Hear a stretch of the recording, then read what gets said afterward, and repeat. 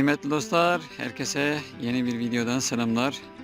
Bugün Almanya'nın Esslingen şehrine yakın bir yerde bir orta çağdan kalma şatoyu ziyaret edeceğiz.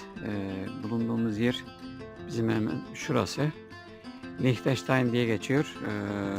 Liechtenstein Kalesi ya da şatosu diye geçiyor. Biz şimdi yavaş yavaş şu karşıya doğru devam edeceğiz. Yanımda kardeşim var. O bize gerekli bilgiyi verecek.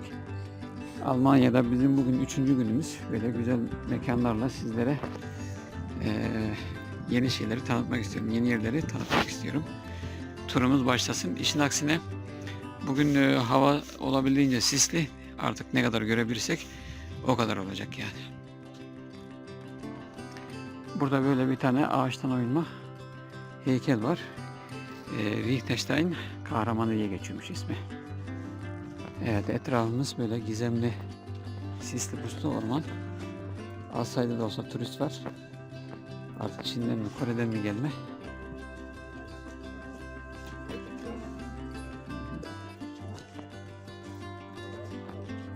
Evet, mikrofon sende.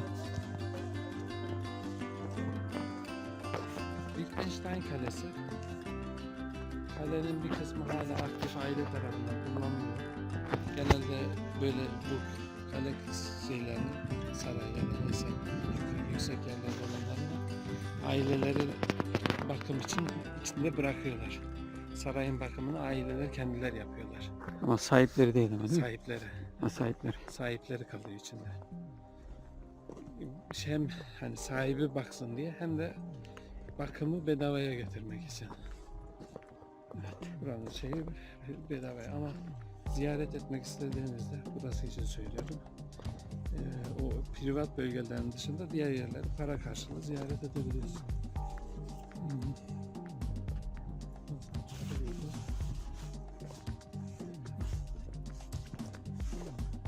Bu bölge Schwarzwald bölgesi. Schwarzwald karanlık ormanlar. Demek birçok masalın geçtiği bölgeler burada. Pamuk Prenses, Heidi, Gelir, neydi başka? Yok, Hansel und Gretel. Hansel und Gretel öyle mi? Evet, evet. Hansel ve Gretel miydi? Evet. Bu bildiğimiz masalların çoğu. Zaten o meşhur, onlar Bremen mizahpaşaları ayrı da. Yani bildiğimiz masalların çoğunun şeyleri bu. Hikaye kaynağı bu. Geçtiği yerde.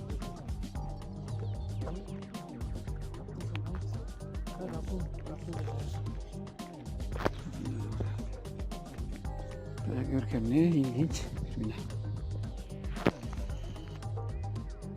Evet kıymetli dostlar, böyle gizemli bir havada, sisli puslu havada yolumuza devam ediyoruz. Uzun zamandan beri görmemiştim. Böyle köstebeklerin yuvasında görmüş oldum. Almanya'nın soğuk iklimi olmasına rağmen demek ki rahat bir şekilde yaşıyorlar. Ama evet, gerçekten bu bölgeye karanlık orman diyorlarmış. Herhalde isminin hakkını verecek şekilde böyle bir manzaramız var yani kıymetli dostlar. Kıymetli dostlar, yolculuğumuz devam ediyor. Kale bu arkada kalmış oldu. Birazdan zaten oraya geçeceğiz. Evet, bugün 23 Aralık 2025. Hava soğuk, kırağı var. Normalde kar bile yağabilecek bir hava ama böyle gizli, gizemli bir hava. Şimdi size buradaki manzarayı göstereyim. Nasıl olduğunu hep beraber şaşıralım. Gerçekten çok ilginç bir havası var. Evet. Tamam. Burası böyle hemen direkt olarak uçurum. Kalenin olduğu yer zaten orada. Birazdan oraya da geçeceğiz herhalde. Kalenin olduğu yer şu arka taraf. Şimdi biz bu ilerideki manzaraları gördükten sonra tekrar buraya geleceğiz. Geriye döneceğiz daha doğrusu. Gerçekten ilginç. Hemen sol taraf hem uçurum hem de vadi. Vadide çok bir şey yoktu ama burası da böyle sisli ve soğuk bir yer. Elimiz donduruyor bu arada. Bilginiz olsun. İyi bir soğuk var yani. Evet, şimdi yavaş yavaş turumuza devam ediyoruz.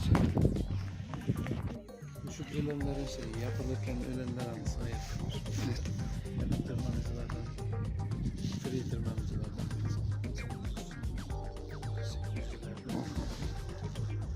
Evet, böyle uçurum, gerçekten çok ilginç bir havası var. Biz bu karşıdan mı geldik, aşağıdan mı geldik? Biz şöyle gözükmeyen yerde. Hı. Dibimiz o içinden geçtiğimiz köy. Hı hı. Onun içinden döndük, böyle yukarıya doğru tırmandık. Öbür dağın o spor sarayım var. Hı hı. Onun arkasından arka taraftan dolandık. O üstte plato dediğim yerden tekrar bu tepeye geçtik. Evet. Bu Böyle tepenin ilginç, de arkasından dolandık. böyle güzel bir manzara. Kıymetli dostlar, biz bu karşı taraftan geldik. Şimdi bu surların dibine doğru devam ediyoruz. Yalnız bugün bir üzücü haber almış olduk şimdi. Haber almış olduk. Maalesef bu Noel günlerinden dolayı kalenin şeyi kapalıymış. Bugünkü ziyaret günü değilmiş maalesef.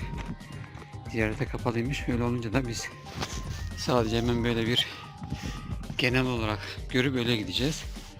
Evet, ben bunu düşünmemiştim. Bakın burada kalenin hemen surun dibinde aynı zamanda böylesi sarp bir yeri olmasına rağmen o filmlerde gördüğümüz şey bile var yani, bakın kıymetli dostlar.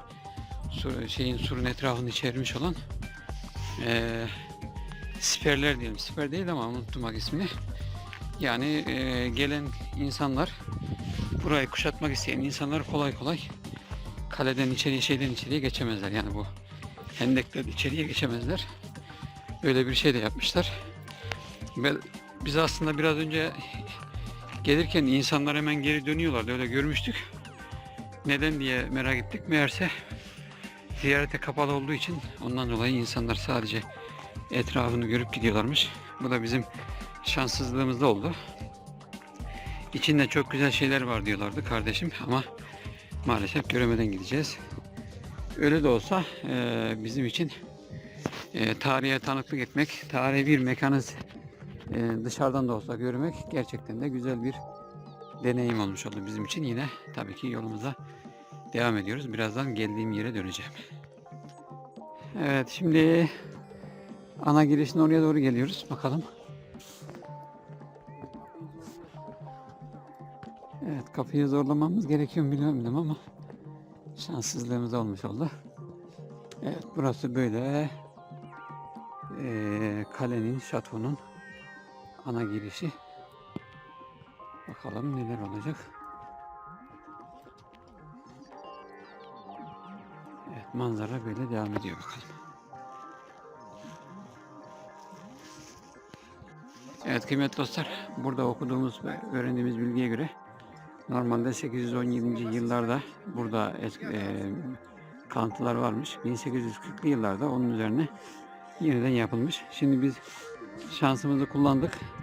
İç avluyu gezebiliyormuşuz. Biletimizi aldık. Şimdi oraya doğru devam edeceğiz. Dolayısıyla elimden geldiği kadar size etrafı gezdirip göstermek istiyorum. Evet, burada aynı zamanda şapel de varmış. Evet, bir anlaşmazlık oldu. Şimdi devam ediyoruz. Evet, kalenin buranın içerisinde aynı zamanda şapel varmış. Dediğimiz gibi 800'lü yıllarda kalma kalıntılar varmış. Onların üzerine 1840'lı yıllarda yeniden inşaatlar yapılmış ve günümüzdeki halini almış. Şimdi hemen buradan böyle gösterelim şeyi. Buradan böyle hemen kulesi, aşağı tarafı tabii ki uçurum. Yine devam ediyoruz. Hızlı bir şekilde geçelim çünkü sadece ben girmiş oldum. İnsanlar da soğukta üşümesinler. Evet kıymetli dostlar, Liechtenstein dediğimiz kalenin manzaraları böyle. Şimdi burada hemen kuleyi bir daha gösterelim. Gerçekten farklı, böyle masallarda gördüğümüz, böyle ta Şirek'ten tutun daha başka masalardan gördüğümüz manzaraların sanki böyle gerçeğe dönüşmüş hali. Zaten kardeşimin dediğine göre birçok çizgi filmlerin, bu Warner Bros. Çizgi filmlerin ve benzeri ilham kaynağı da buralar olmuş. Çünkü bu Hitler'in şeye hakim olmaya başlamasıyla, Almanya hakim olmaya başlamasıyla birçok insan, baskı gören insan buradan Amerika'ya kaçmaya başlıyorlar. Dolayısıyla gittikleri yere de buradaki kültürleri, işte bu kalelerin manzaralarını ve benzeri götürüyorlar. Orada çizgi filmlere dönüştürüyorlar, filmlere dönüştürüyorlar yani. Evet, manzaramız gerçekten büyüleyici bir manzara. Bakın hemen gösterelim şuradan. Şöyle bakın kıymetli dostlar. Evet, oradan da yine farklı manzaralar var.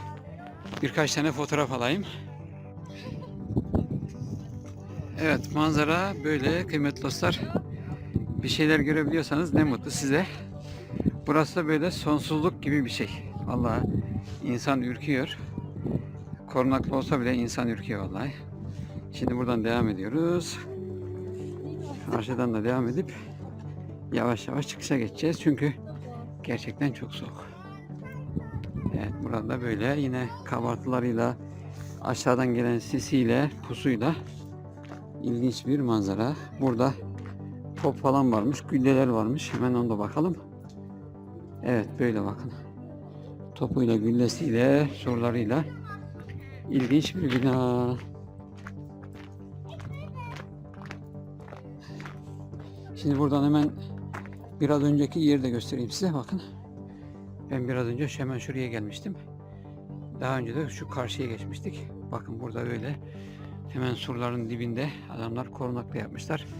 Dışarıdan gelen birisinin kolay kolay buraya girmesi mümkün değil. Onun için de günümüze kadar ulaşmış. Evet kıymetli dostlar, 8. yüzyılda 9. yüzyılda ilk temelleri atılan, 19. yüzyılda tekrardan geri kapsamlı bir şekilde günümüzdeki halini alan bu şatodaki videomuz devam ediyor. Ben şimdi birkaç tane fotoğraf alıp çıkışa doğru devam edeceğim tekrardan. Evet kıymetli dostlar, kalenin dışındaki son görüntülerle veda ediyoruz. Karşıda kule, ana giriş ve ana girişe giden yol. Dediğimiz gibi bugün 23 Aralık 2025, Almanya'nın Esslingen şehrindeki Liechtenstein şatosundan, kalesinden herkese yeniden selamlar, muhabbetler. Yeni videolarda görüşmek üzere, sağlıcakla kalın.